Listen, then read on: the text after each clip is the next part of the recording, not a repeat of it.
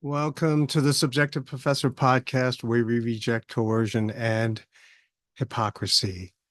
This is episode 200, and we're going to talk about how the goal of government bureaucracies is failure and how that works out. Well, generally speaking, to give you the conclusion first, the reason why failure is the goal of government bureaucracies is because they can manipulate that into a budget increase, or to put it in another way, uh, a pay raise for all of the people involved. Also, expansion of the bureaucracy, which gives whoever is in charge of that bureaucracy more leverage or more power on Capitol Hill.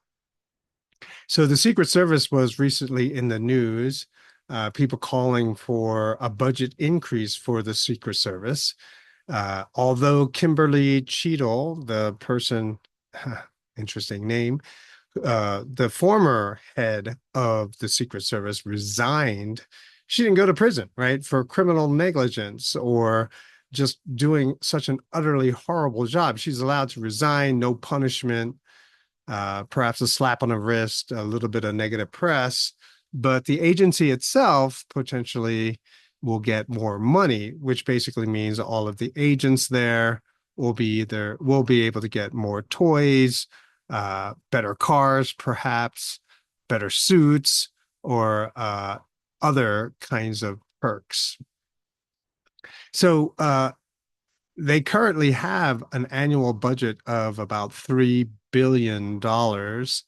And with that $3 billion, they still don't have drones or communication devices, which is kind of weird. At least that's what some of the stories are going around saying, that they lack the necessary equipment. And so therefore, they need more money to be able to have that kind of equipment.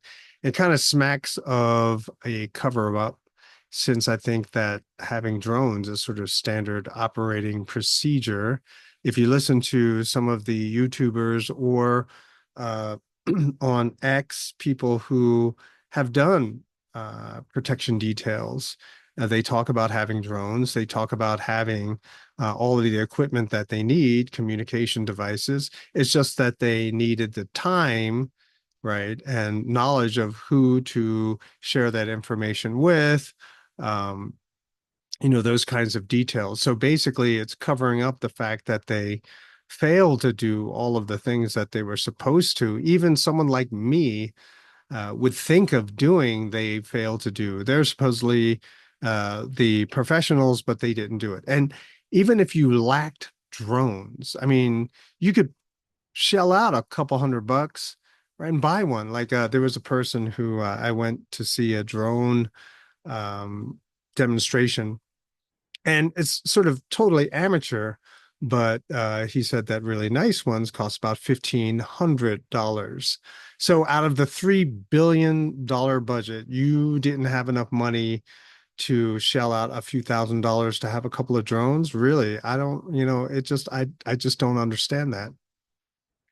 So probably any increase in that $3 billion, as I said, will probably first go to salaries and perks, increasing them, improving the quality of the perks that they have, probably hiring more people.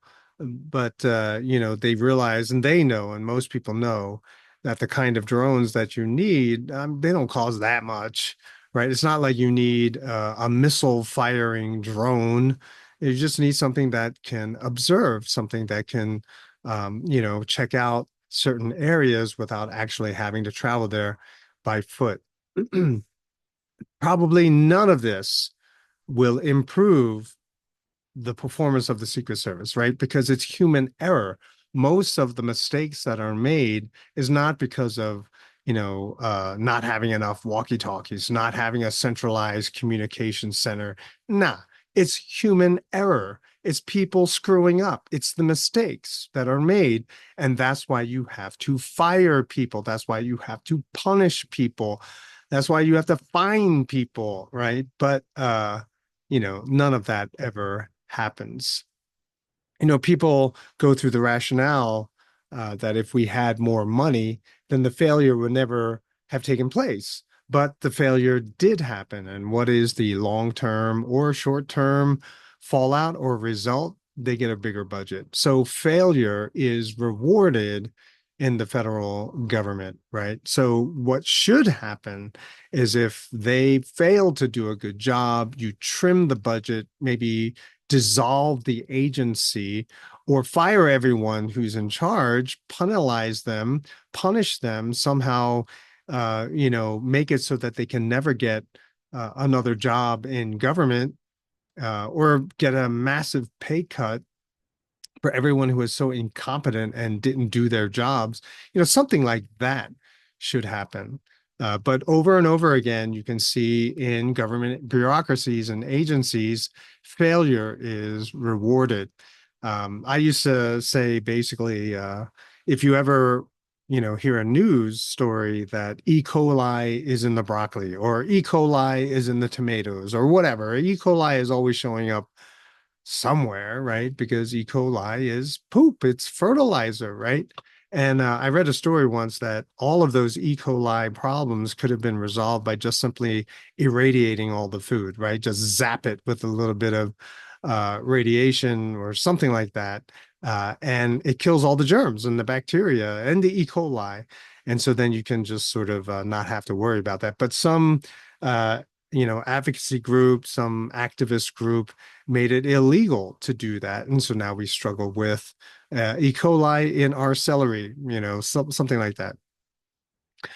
So whenever you have a kind of controversy like that, and the leader of the FDA is drawn, is made to come before Congress, the question is generally asked, why did you screw up? Why didn't you find it? And the answer is always we didn't have enough funding, which then results in more funding. And I think it's true that every agency gets an automatic increase in their funding to keep pace with inflation or whatever kind of bogus reason that they can come up with.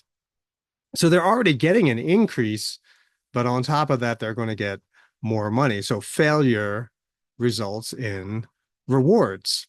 9/11, 2001, was anyone fired? I don't remember anyone being fired. I don't even remember anyone being disciplined.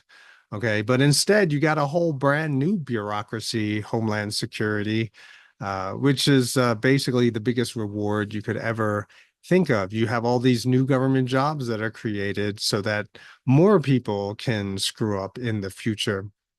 What is it? The SEC, Security Exchange Commission, when Bernie Madoff was busted for Ponzi scheme, the SEC was investigated to try to figure out why they failed to do their job, failed to find Ponzi schemes in the stock market.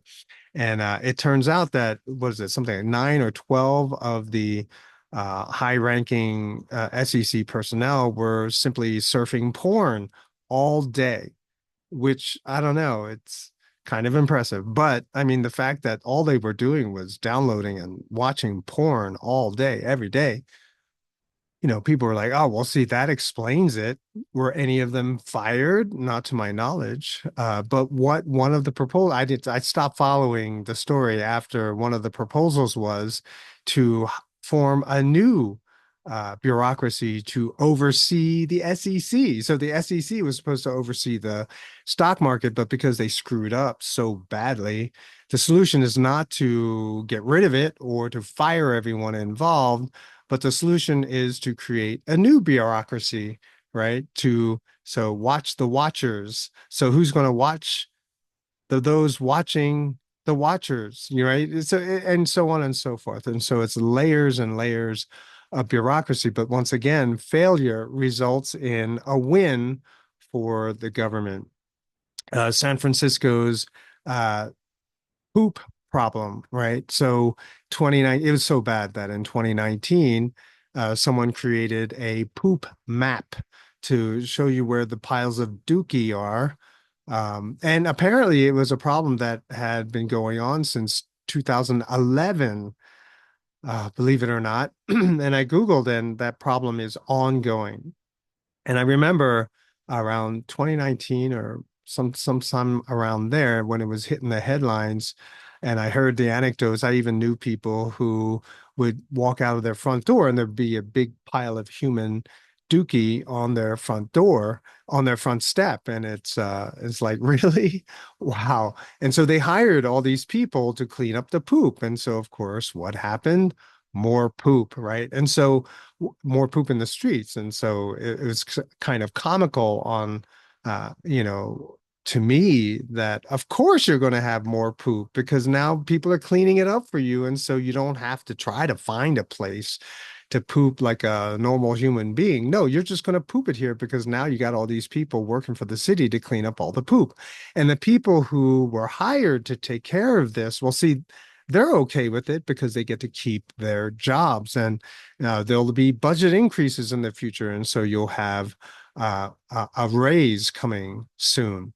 Thomas Sowell said that what turned him into a Marxist was not taking classes with Milton Friedman, but was rather spending a summer working for the government.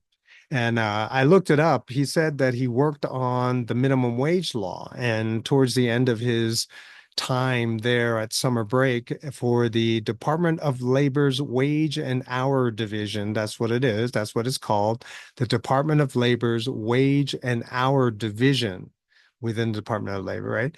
And they administer and enforce the federal minimum wage law. And so you have a whole bunch of people in an office that are just basically overseeing the minimum wage law. So, imagine it. What do you do all year?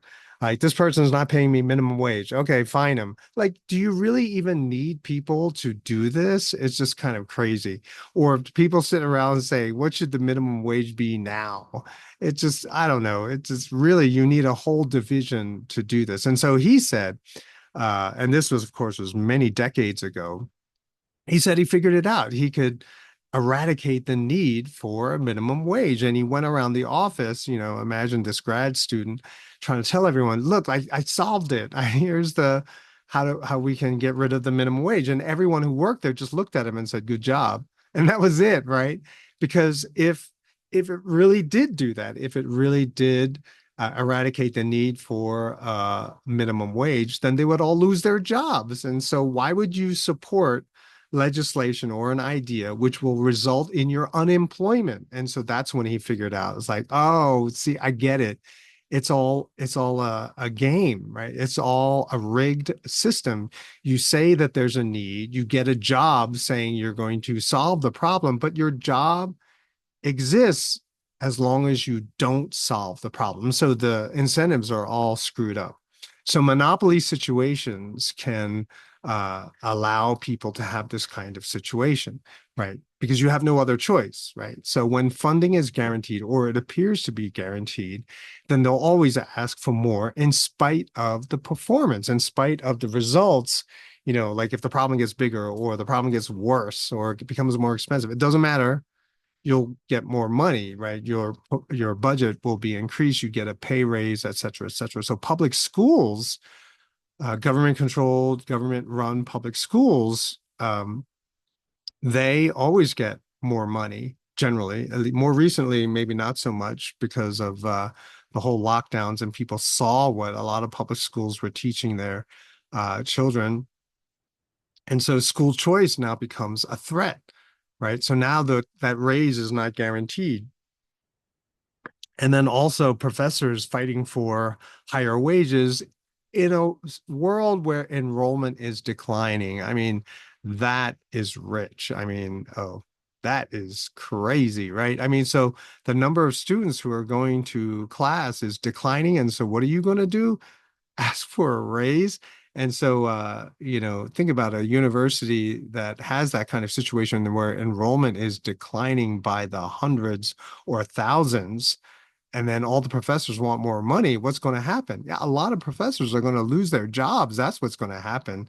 And it seems like they didn't do the math, which is kind of funny, right? Because they're supposed to be professors. They're supposed to know a lot more than other students, but it's so obvious, what the long-term result is going to be. A lot of professors are going to lose their jobs. So some get a raise and the rest of them lose their job entirely. Now, the reality is that in the free market, jobs or businesses are based on performance, and the feedback is immediate, right? So you all know that I'm the senior pastor of a small Korean church, right? Well, churches are kind of like a small business, right? It's nonprofit. Yes, I get it.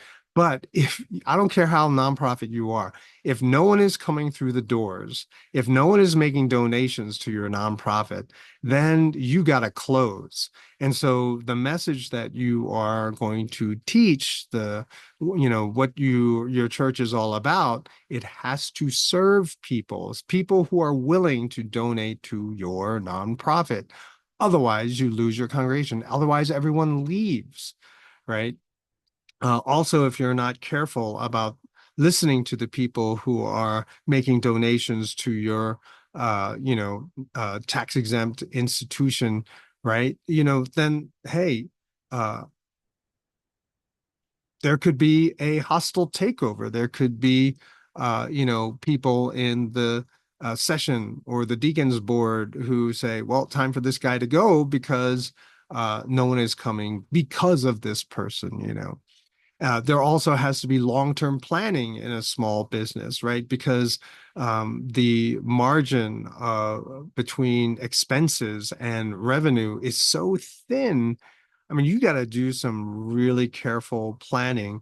Part of my plan for long-term plan for the church is I do a lot of the work myself, right? And so remember, the minimum wage is zero, so I don't have to hire someone. If I can fix something myself, if I can do something myself, if I can, pretty up the church myself, then that's what I'm going to do. And we're going to save the church money. And that works out to the church's long-term benefit, right? And then you have to strategically avoid problems by nipping them in the bud. You got to be totally aware of what's going on. There's a problem looming, and so you take care of it, and so it doesn't become expensive, like a roof, right? You try to save enough money 20 years ago because you know that the roof is going to be replaced, and so you're going to try to save enough money so by the time it needs to be replaced, you can do it easily. And I know some of you are saying, well, don't you have insurance? Yeah. So you put in a claim, you submit a claim for a new roof, and what happens? Your insurance premium goes up the next year. You don't want to do that because in the long term, particularly over 30 years, it'll cost more. So you want to, at least that's how I operate, the logic that I use. And so you want to avoid problems by nipping them in the bud. People who are short-sighted will just simply dig a hole for themselves, right? Not think about the future because, hey, maybe they're not going to be here, they're not going to be around, maybe the church won't be around. And so it doesn't matter, just spend, spend, spend. Now, in the government, right? So that's the way it is in a small business or even a small nonprofit. You have to be really careful with all of the expenses. Now, in government, there is very little, if any, accountability. Some people say just vote the bums out, but you got to wait till the next election. And chances are not a lot of people know about your failures or they don't remember them. And so they vote according to the party anyway or vote for the better looking candidate. Who knows? It just basically no accountability. And so the state, which has no, right, the government, which has no or very little accountability, there's a lot of irresponsibility, right? And so a moral hazard is created that since when you screw up, there is no punishment, then the next time around you do something even greater, cause more harm. And you don't worry because you know that you'll never be punished, right? That failure instead will be rewarded, especially in a time when gold has hit an all-time high. We need more accountability, like, end the Fed, do something about the Fed, punish people who are running the Fed. I mean, come on. Does the justice system collude with other departments and agencies and bureaucracies? I don't know. I think there's a pretty strong case for saying something like that these days, right? And so all these so-called independent organizations, maybe not so independent, maybe they are kind of colluding with each other in order to maintain the system that we see these days. There's that line from V for Vendetta. People should not be afraid of their government. Government should be afraid of their people. What is that fear? That's called accountability. Okay. So hopefully one day soon, there will be a reckoning and justice will prevail, truth will out. And so those who should be punished, those people who should suffer will suffer. And the rest of us can then go back to enjoying our freedom in peace. And that's it for this episode. Hopefully, it was kind of fun to listen to. Anyway, I hope you have a great weekend, and I will talk to you next time.